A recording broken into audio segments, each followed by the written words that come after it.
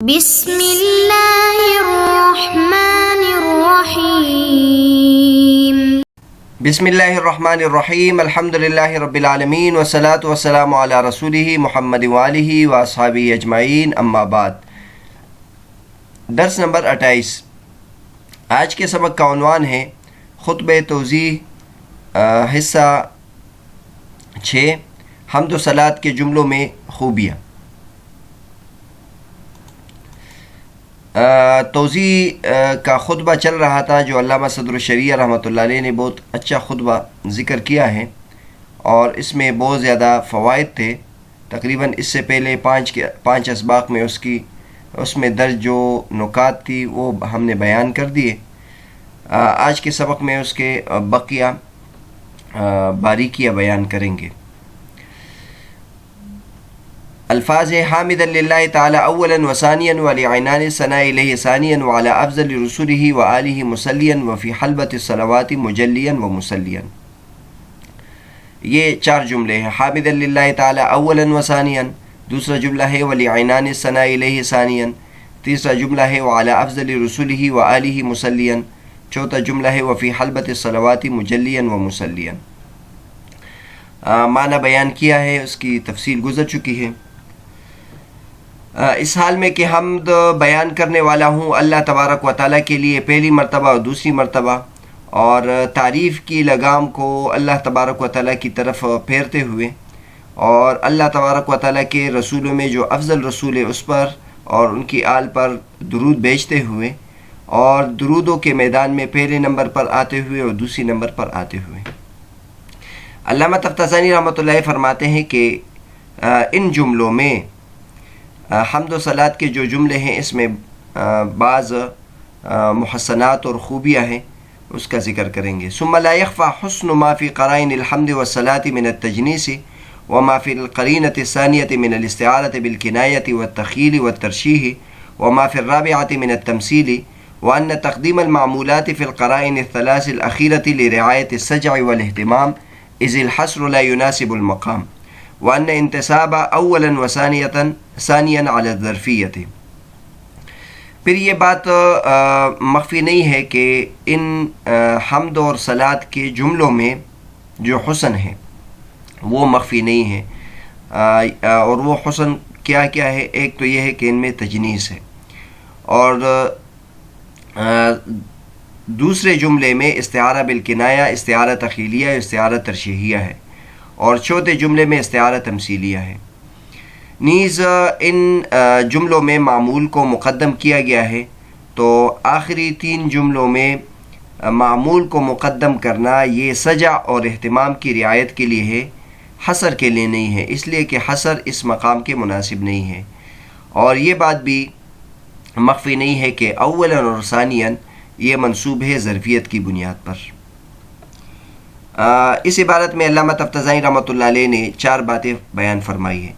Number 1، علامہ تفتزانی رحمۃ اللہ فرماتے ہیں کہ حمد و صلات کے ان جملوں میں تجنیس ہے۔ دوسری بات یہ بیان فرمائی ہے کہ اس میں استعارات ہیں، اور تیسری بات یہ ہے کہ اعلیٰ افضل رسولہ وآلہ میں، اور اسی طرح فی حلبۃ الصلوات اس میں، اور اس سے پہلے عنان الثناء اس میں معمول کو عامل پر مقدم کیا ہے، عامل ثانیاً ہے، اور دوسرے جملے میں مسلیاً ہے، تیسرے میں بھی مجلیاً و مسلیاً ہے۔ اس میں جو معمول کو عامل پر مقدم کیا ہے تو یہ سجع اور اہتمام کی وجہ سے ہے، حصر کے لیے نہیں ہے۔ اور چوتھی بات یہ ذکر کی ہے کہ اولاً اور ثانیاً یہ ظرفیت کی بنیاد پر منصوب ہے، یعنی یہ مفعول فی بن رہا ہے اول وقت میں اور دوسرے وقت میں۔ اب اس کی ذرا تفصیل بیان کرتے ہیں۔ فرماتے ہیں علامہ تفتزانی رحمۃ اللہ علیہ کہ حمد و صلات کے جملوں میں تجنیس ہے۔ تجنیس کا کیا مطلب ہے؟ تجنیس اس کو کہتے ہیں اللہ تختلف الکلمتان الا فی حرف متقارب کالداری والباری، کہ 2 کلمے میں آپس میں ایک جیسے ہوں اور اس میں یعنی جو فرق ہو وہ بہت زیادہ حروف متقارب میں ہوں، یعنی ایک جیسے پڑھے جاتے ہوں، جیسے الداری والباری. اب اس میں دیکھ لیں داری اور باری میں بہت زیادہ مماثلت ہے اور زیادہ اختلاف نہیں ہے. تو اب اگر اس جملے میں ہم دیکھیں ثانین اور ثانین، تو اس میں دونوں ایک جیسے ہیں، اور مسلین اور مسلین یہ دونوں ایک جیسے ہیں. اس کے بعد دیکھ لیں اگر کہ دوسرے جو جملے ہیں اس میں استعارہ بالکنایہ، استعارہ تخیلیہ اور استعارہ ترشیحیہ ہے، اور چوتھے میں استعارہ تمثیلیہ ہے. استعارات کی بحث ہم نے بالکل کتاب کے شروع میں ہم نے بیان کر دیے تھے کہ جگہ جگہ اس کتاب میں استعارات کی بحث آئے گی. تو استعارہ کی اس کا خلاصہ دوبارہ بیان کرتے ہیں. استعارہ مجاز کی ایک قسم ہے، یعنی حقیقت اس کو کہتے ہیں کہ لفظ اپنے معنی موضوع لہو میں استعمال ہو. مجاز اس کو کہتے ہیں لفظ اپنے معنی موضوع لہو کے غیر میں استعمال ہو. لفظ اپنے معنی موضوع لہو کے غیر میں اگر استعمال ہو تو اس میں مختلف علاقات ہوتے، وہ علاقات اگر تشبیہ کا ہو تو اس کو استعارہ کہتے ہیں. پھر استعارہ کی آگے قسم ہے، اگر مشبہ بھی ذکر کیا جائے اور قرینہ بھی موجود ہو تو اس کو استعارہ تصریحیہ کہتے ہیں. اور اگر مشبہ بھی مذکور نہ ہو، مشبہ ذکر کیا جائے اور مشبہ بھی کے لوازمات ذکر کیے جائے تو اس کو استعارہ بالکنایہ کہتے ہیں. پھر اگر مشبہ بھی کے لوازمات ذکر کیے جائے تو اس کو استعارہ تخیلیہ کہتے ہیں. اور اگر مشبہ بھی کے مناسبات ذکر کیے جائے تو اس کو استعارہ ترشیحیہ کہتے ہیں. اور چوتھی قسم ہم نے یہ ذکر کی تھی کہ استعارہ مرکب، تشبیہ المرکب بالمرکب اگر ہو تو اس کو پھر استعارہ تمثیلیہ کہتے ہیں. تو علامہ تفتزانی رحمۃ اللہ فرماتے ہیں کہ اس دوسرے جملے میں استعارہ بالکنایہ ہے، لعنان ثناء الیہ ثانیاً. اس میں ہم دیکھیں ثنا کے لگام کو اس کی طرف پھیرتے ہوئے. تو اب ثنا کے لگام تو نہیں ہوتے، تو اس کا مطلب یہ ہے کہ ثنا کی تشبیہ انہوں نے ایک گھوڑے کے ساتھ دی ہے، اور تو یہ استعارہ بالکنایہ ہوا، مشبہ بھی مذکور نہیں ہے. اور پھر اس کے لیے عینان کو ثابت کیا جو اس کے لوازمات میں سے ہیں، تو یہ استعارہ تخیلیہ ہوا. اور اس کے لیے ثانیاً یعنی لگام کو روکنا اور لگام کو پھیرنا، تو اس کو استعارہ ترشیحیہ کہتے ہیں. اور چوتھے جملے میں وعلی افضل وفی حلبۃ الصلوات مجلیاً و مسلیاً، اس میں استعارہ تمثیلیہ ہے. اس میں استعارہ تمثیلیہ اس طرح ہے کہ جس میں استعارہ تمثیلیہ اس کو کہتے ہیں کہ مرکب کی مرکب کے ساتھ تشبیہ دی جائے. تو اس میں مرکب کی مرکب کے ساتھ اس طرح تشبیہ ہے کہ ایک شخص ہے، وہ نبی کریم صلی اللہ علیہ وسلم پر بار بار درود بھیجتا ہے، تو اس کو اس شخص کے ساتھ تشبیہ دی ہے جو گھوڑ دوڑ کے میدان میں پہلے نمبر پر آنے والا ہے، دوسری نمبر پر آنے والا ہے. تو جس طرح اس گھوڑ دوڑ کے لیے ایک میدان ہوتا ہے، پھر اس میں گھوڑے ہوتے ہیں اور اس میں پھر بندے ہوتے ہیں اور اس میں مقابلہ چلتا ہے، تو اس طرح اس مصنف نے تشبیہ دی ہے درود شریف کے کو اس میدان کے ساتھ کہ اس میں سب لوگ شریک ہے، اور کوئی بندہ پہلے آنے والا ہے، کوئی زیادہ پڑھنے والا ہے اور کوئی کم پڑھنے والا ہے، اور مصنف اس میں سب سے پہلے نمبر پر آنے والا ہے.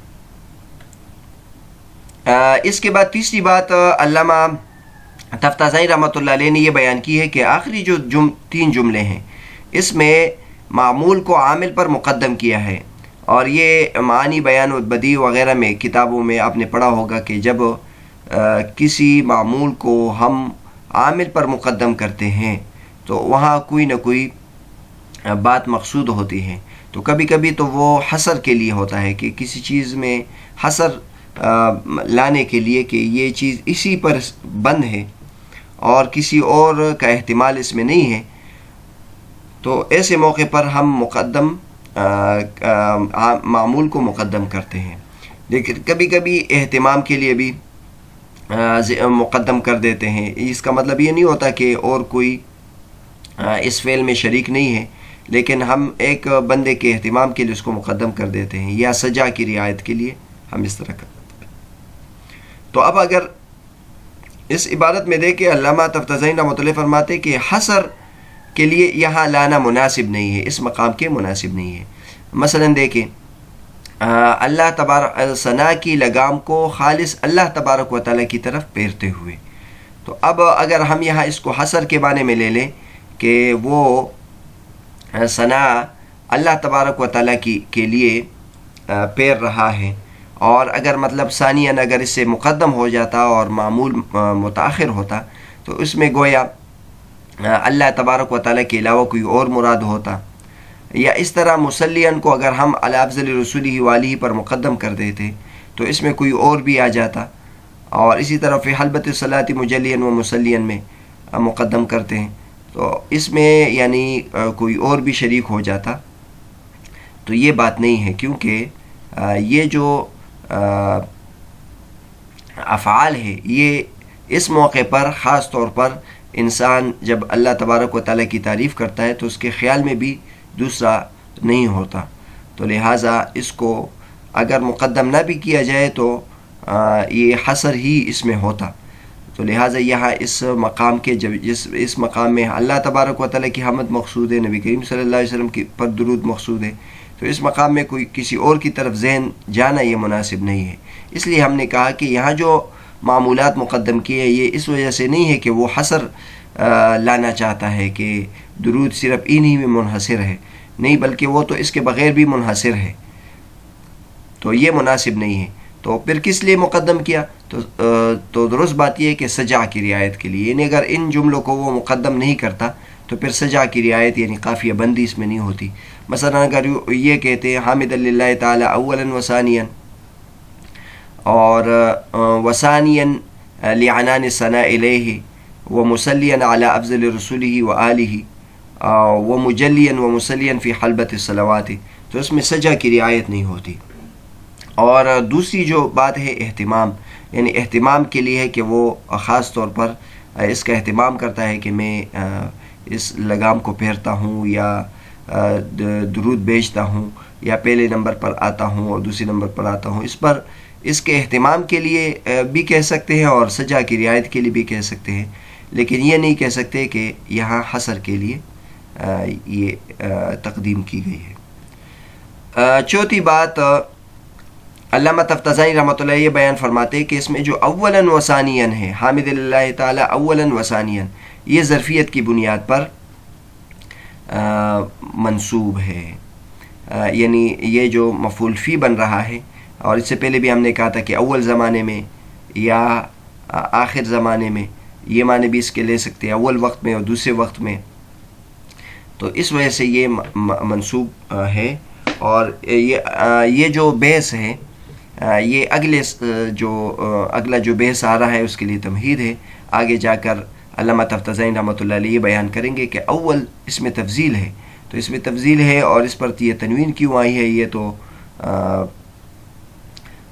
غیر منصرف ہے کیونکہ وزن فعل بھی ہے اور اس میں صفت کا معنی بھی ہے، تو اس کو غیر منصرف ہونا چاہیے اور اولا ہونا چاہیے، تو اس پر تنوین کیوں آئی ہے؟ تو اس کی وجہ انہوں نے اس میں بھی بیان کی کہ اولاً یہاں صفت والا معنی اس میں نہیں ہے بلکہ اس میں ظرفیت والا معنی ہے، مطلب پہلے اور بعد میں، تو پہلے اور بعد میں اس میں صفت والا معنی نہیں ہے، اس میں ظرفیت والا معنی ہے، تو لہٰذا اس میں اس پر اس وجہ سے تنوین آئی ہے۔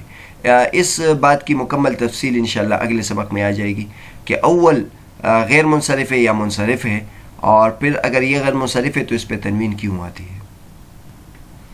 تو بہرحال آج کے سبق میں علامہ تفتزانی رحمۃ اللہ علیہ نے ان 4 جملوں میں مزید 4 خوبیاں بیان کی ہے کہ ان 4 جملوں میں ایک تو تجنیس ہے، ایک جیسے کلمات ہے حالانکہ ان کا معنی دوسرا ہے، اور دوسری بات یہ ہے کہ اس میں استعارات استعمال کیے ہیں، 4 استعارات ہیں،